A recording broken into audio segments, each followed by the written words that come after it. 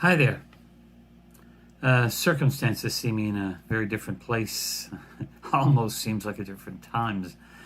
Uh, but I thought I'd do another video. It's been a while.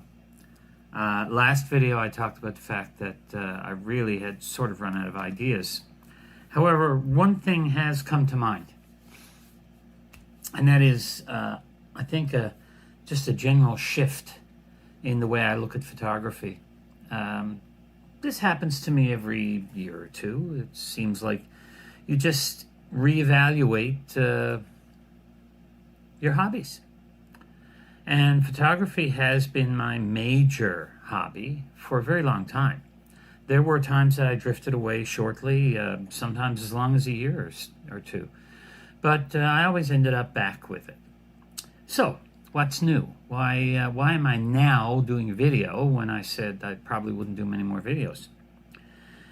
Well, something interesting has come to mind. Since I've started using this Sony, and it's not because of Sony, this is not a Sony-related thing. One of the things I did was I picked up a very inexpensive 7 Artisan 7.5mm fisheye lens. It was fun. It was entirely manual.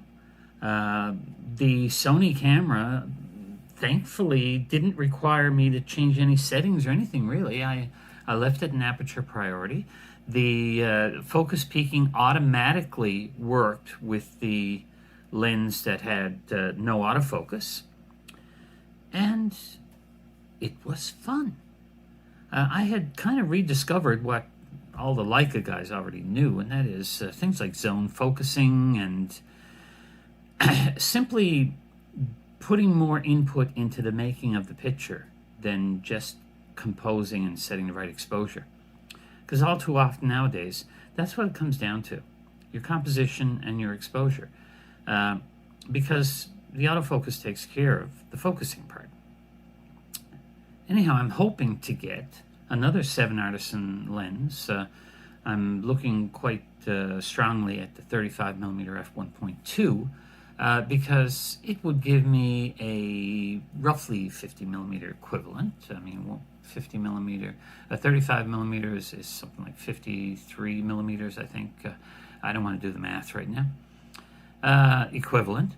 At f1.2, it's going to be as fast as a 51.7 or 51.8 on a full-frame camera.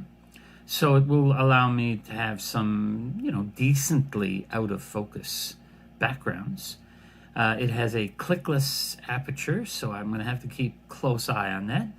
And the focus, well, hopefully zone focusing will work for me. But simplification, I've talked so much about simplifying and minimalizing that I think I'm finally at the point when I really am doing it. I still have what I call my serious camera system. I still have my Olympus gear. And with my Olympus gear, I have a couple of high-end zooms that take everything from a 24mm equivalent to a 400mm equivalent. That is, of course, from 12mm to 200. And I have a fast prime. I have a 25 1.7. And I have 2 or 3 other lenses that sort of fill in gaps in between. That's my serious gear. That is something that if I'm really out there to take some wildlife pictures or to do some portraits for someone or something like that, that's the camera gear I'm going to get. People will say, well, why not use the Sony? The Sony has a larger sensor and therefore we'll get a better image. That's a bit of a fallacy. I mean, the actual difference in image quality between a 16 megapixel APS-C sensor and a 16 megapixel Micro Four Thirds sensor is pretty minimal. Unless you are really looking for, ridiculously high dynamic range or super duper clean, high ISO images, it's not going to make any difference. So anyhow, guys, just thought I'd let you know Right now, I've got this with me with the little 16 to 50 kit zoom, the little automatically extending zoom lens. I'm using that for just pictures around.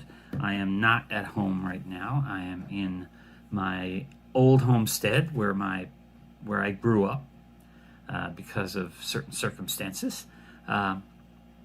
And as a result, I've got lots of new scenery to take pictures of, places that I am familiar with, but I haven't seen in quite a few years. So guys, as usual, if you like this video, give it a like.